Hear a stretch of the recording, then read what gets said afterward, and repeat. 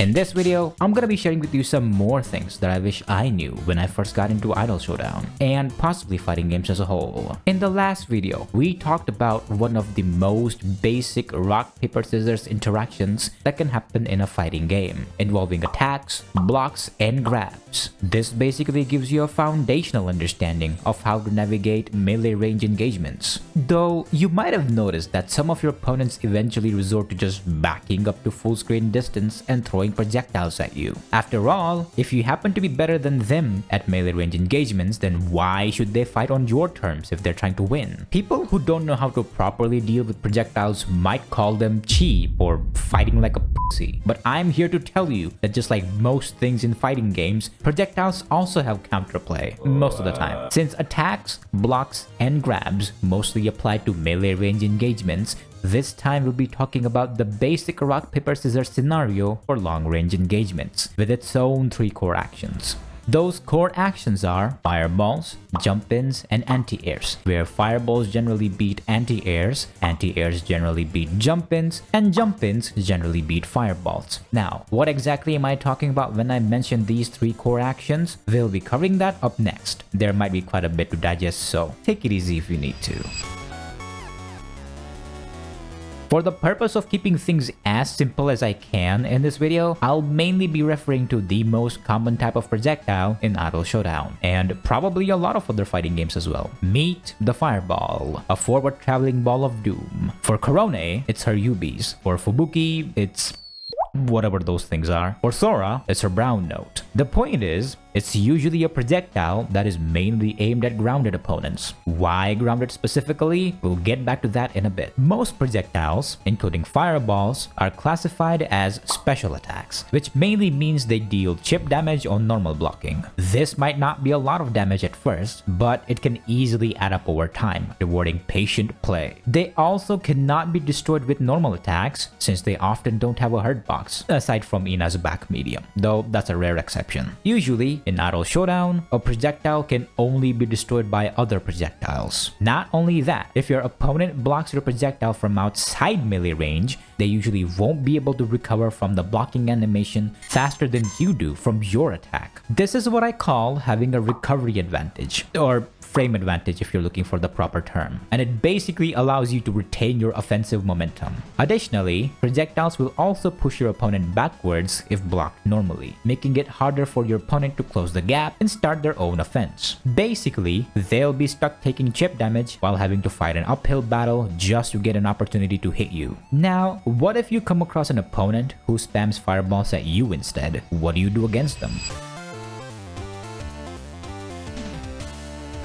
When it comes to most projectiles, they usually cannot intercept all your approach options on their own, meaning there's often always counterplay when it comes to navigating specific projectiles, at least unless your opponent layers their attacks by spending meter or super chat for collabs. In the case of simple fireballs like Korone's Yubis, they travel along the ground, but they do not target the aerial space. This means you can simply just jump over most projectiles aimed at grounded opponents. Dedicated long-range zoner type characters can have projectiles that target the aerial space, and in those cases, it's usually easier to block or evade them when you are on the ground. For example, Sora's teal note flies upward diagonally, targeting the airspace, but in return, it is also programmed to miss entirely on grounded opponents who are crouching. Same with Botan's mag dump. Other types of projectiles will usually have their own unique counterplay. Basically, if your opponent wants to keep you away from them, they have to guess correctly on whether you'll try to approach from the ground or the air, forcing them to use the right projectiles at the right time. If they don't, they make it easier for you to close the gap. That being said, outside of dedicated long-range zoners like Aki and Sora, other characters with projectiles usually do not have a good aerial projectile option to deal with jumping. This makes jumping one of the easiest ways to close the gap on non-zoner characters trying to throw projectiles at you, if you time your jumps correctly, of course. Most projectiles, including fireballs, have relatively long recovery, and if you jump over them, your opponent usually won't be able to recover fast enough to block, giving you a free punish hit or even a punish combo. Even if they do block your jump-in attack, you'll still have the recovery advantage, or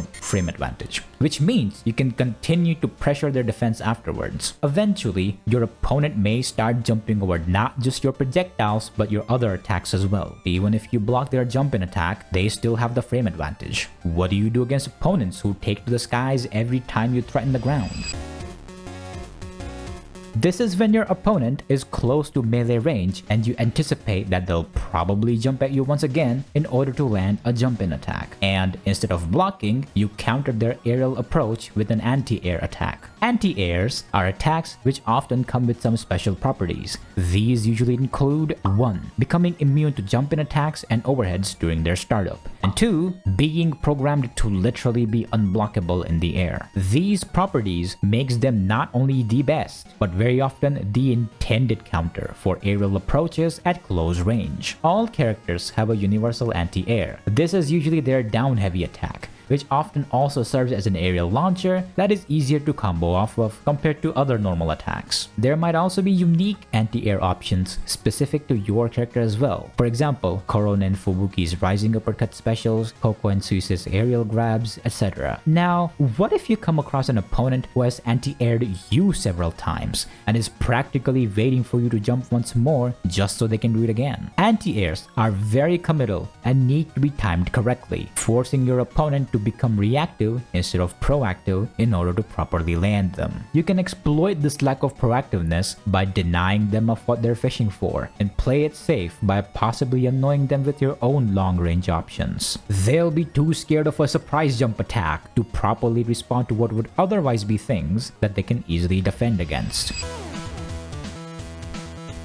TLDR, fireballs generally lose to jump-ins, which generally lose to anti-airs, which in turn generally lose to fireballs. That being said, you might have noticed that there's a lot more that can be done in situations like these instead of simply just using fireballs, jump-ins, or anti-airs. For example, even characters without any type of projectiles can counter anti-air attempts by invoking this basic triangle that we mentioned in the last video. This is because while anti-airs are meant to counter aerial approaches, they aren't exactly the best things to use for grounded engagements. Like the first RPS triangle mentions, anti-air attacks can be blocked on the ground just like most other attacks if you can successfully bait them out. Not only that, as a trade-off for being an anti-air and or a good combo tool, they often have the worst recovery disadvantage or frame disadvantage when blocked this way, to the point of being unsafe on block. Basically, this means that if you block an anti-air on the ground, you will usually recover significantly faster than your opponent does. And since your opponent cannot block until their recovery animation is completely over, they are vulnerable during that time.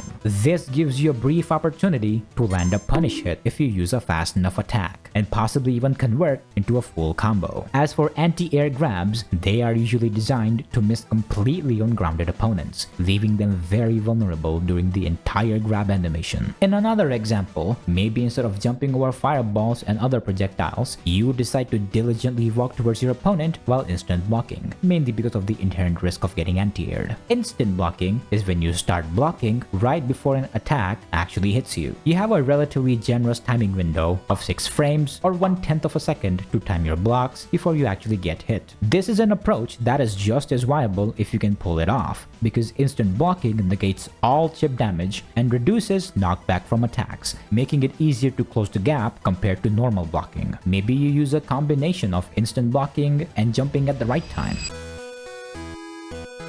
There might also be other unique interactions that come from these triangles that I probably forgot to mention. Sometimes there's character-specific interactions or even matchup-specific interactions that can be born this way. I'll leave it to you to figure those out at your own pace, because the deeper you explore, the more nuanced these things can get. While there's still a lot of other things to cover like neutral skips, reversals, and even more intermediate stuff like footsies, stagger pressure, mix-ups, etc., you're catching up slowly but surely. And for that, I'm proud of you. I really am. Anyway, my goal with this video was to introduce you to one of the simplest versions of these types of engagements. But again, these aren't the only types of engagements that can happen in fighting games. To that end, I still encourage you to look at other people's videos and resources about fighting game basics and fundamentals. You might discover something new that I probably completely forgot to talk about. Once again, I'll probably link videos or resources from other people that I feel might be worth looking into in either my description or pinned comment. But aside from that, I wish you the best of luck.